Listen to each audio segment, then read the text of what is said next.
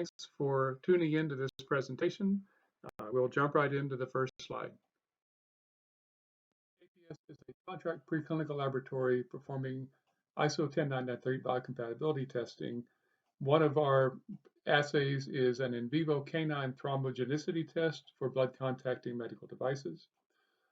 There's an industry-wide frustration with the reliability and utility of this assay, and because of that, we have developed an in vitro alternative thrombogenicity test using circulating ovine blood in a blood loop assay. This assays continue to gain support by industry partners and regulatory bodies.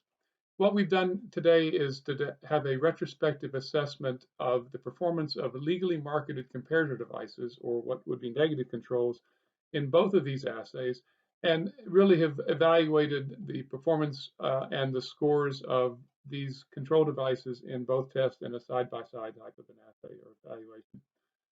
Overall, the results are supportive evidence for the superiority of the blood loop assay over the in vivo alternative in the NAVI model. Many of you are familiar with this thrombogenicity test in the dogs. It evaluates the cascade forming on the surface of a blood contacting medical device. It's performed under several different configurations, but the primary is the non-anticoagulated venous implant model. Uses 2 dogs, and devices are deployed either in the femoral veins or the jugular veins of an animal. One side has a test device and the other has a legally marketed comparator device. On the other side, we often run with beagle dogs. A lot of mongrels are used for the assay. The animals are not heparinized, and there's an evaluation in either one of the veins with a 4-hour dwell time. Here's an example of a positive device, the minimal effect on the vasculature after explant, and no clotting associated with the device. And here's a massive amount of clot on the device, and again, residual thrombus in the vessel. We use an algorithm in a process to really quantify and generate then a % coverage of thrombus on the device over this after this.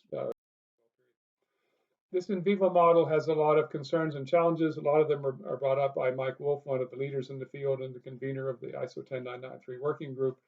But basically, there are many, many issues associated with this. And one of the ones we're going to really look at today is the inconsistent data for legally marketed comparator devices, with the overall perspective that is this method appropriate for predicting risk of a thrombogenicity in new devices for the testing scheme. We at APS have developed a new model. It's a thrombogenicity test using a minimally heparinized ovine blood. It has this type of configuration with a working area of about 40 centimeters into which the device is deployed to evaluate, as opposed to the vasculature of a live animal. We can run 4 of these loops at a time within one given experiment with 1 donor animal blood. We will have a test article, our comparator devices, and then we also are able to run positive and negative controls to help validate and maintain the uniformity and evaluation of the blood.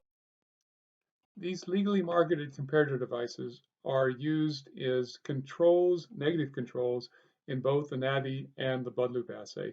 And what we've done here is to do a retrospective assessment of 30 or so assays in both the NAVI and 30 or so assays in the blood loop, and just demonstrate the overall poor performance of the control devices, these LMCDs in the NAVI model compared to the blood loop. You can see this distribution with many assays, many values above 40%, and in the range which really would be classified as a failure in the assay. Overall, this supports the information and the ideas that this assay, the NAVI assay, simply is not capable of appropriately predicting risk when devices that should be negative and should be clean and have no clinical history and no thrombosis history generate these types of results.